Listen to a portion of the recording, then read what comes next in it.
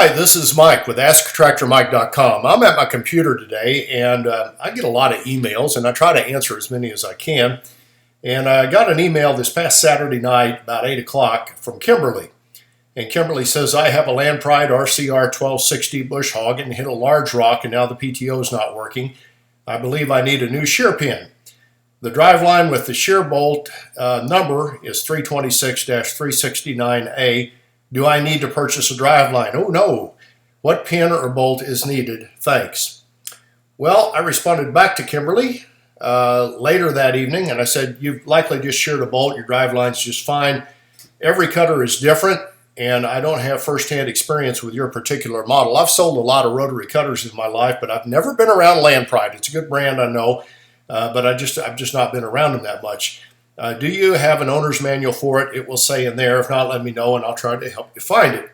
And she responded back to me Sunday morning early. Good morning, Mike. Thank you for taking time to respond. And I'd like to order a shear pin. I do not see an option. I do not have the owner's manual because I purchased the more used. I wasn't sure if there's a standard bolt that fits most cutters. Okay, I'm going to show you today how we got Kimberly taken care of. And what we did was very easy. And first we're going to go to Google and we're going to enter in the model number. Let's see, Land Pride RCR 1260 manual. And I've already done this today when I was actually doing it for Kimberly. So when I hit enter, see right here, I can download the, and you can do this on a lot of the major lines like Land Pride and Bush Hog and some of the others. You can download an owner's manual. So if you have a used machine, go get that owner's manual. So I'm going to click on that. And what I did was just downloaded a PDF. It's free. And I highly recommend every implement that there's an owner's manual available for, get it, download it, save it on your computer, print it out, and read it in the winter because there's a lot of information there. Here's Kimberly's rotary cutter right here. And we need to find a shear bolt for it, find out what goes in it. So we're going to go to the table of contents. Now the table of contents, there's nothing in here about a shear bolt, but there is about slip clutch. So I'm going to click on this. And it talks about slip clutch protected drive line. It does not say anything about a shear bolt until you get down here and read the fine print. Cutter drive components are protected from shock loads by either a two-plate friction clutch or a shear bolt. And it tells you about what a shear bolt does. And here, right here, in this little box, is the information about the shear bolt, nut, and jam nut part numbers. Now, it's Sunday by now, and I'm sure Kimberly's wanting to get back brush hogging again, and she needs a bolt today. And of course, on Sunday, most dealers are closed. So she can't go down to her local Land Pride dealer, probably, and buy this, but she probably has maybe a Lowe's or a Home Depot or a hardware store of some kind that's open on a Sunday, or an AutoZone or O'Reilly, or an auto parts store that's open. And these are common parts here that they would have in stock. And let's decode this. And here Land Pride gives us their part number, an 802-264C for their shear bolt. And it's an here's the bolt slang for what you need to go in there. It's an HHCS, which is a hex head cap screw, 1/2 inch by 13 by 3, and then 1/2 GR2. And they kind of make this a little vague, so people think that you have to order it from Land Pride. But what this is saying is this is a hex head cap screw, 1/2 inch bolt by 13, and 13 means it's got 13 threads per inch, which means it's a coarse cap screw, coarse bolt. And so coarse threaded, not fine threaded. So that's what that 13 means. And then 3 1/2, or the bolt needs to be 3.5 inches long, and then GR2 for grade 2.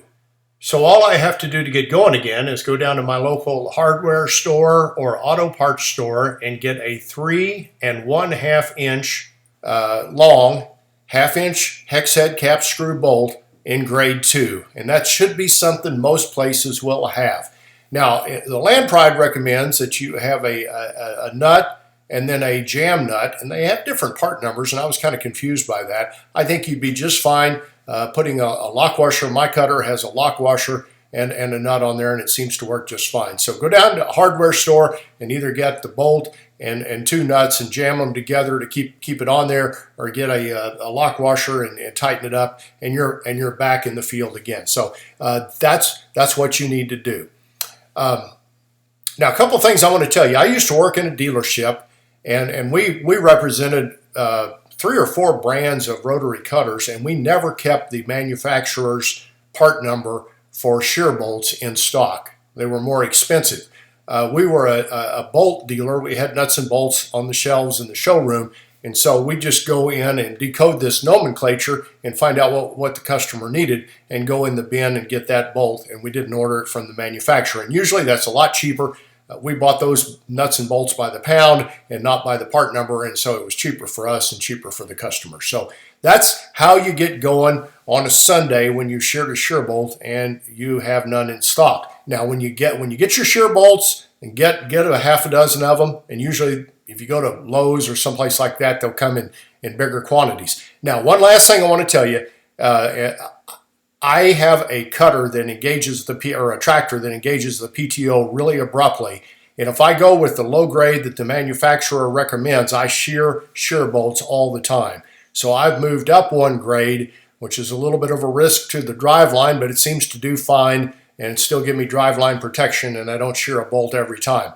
If you're shearing shear bolts all the time, constantly getting off the tractor, that may be an option you want to consider. Again, you don't have near the driveline protection, but you're not getting off the tractor all the time.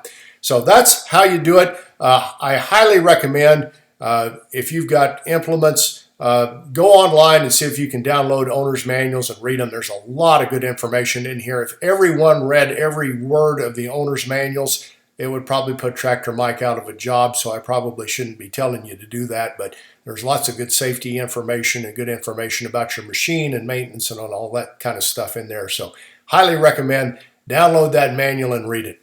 I survive on web traffic. I'd be honored if you'd subscribe to my YouTube channel and like my Facebook page and share this video with other tractor enthusiasts. And if you have questions or comments, put them down below. We'll try to get back with you. Thanks for watching.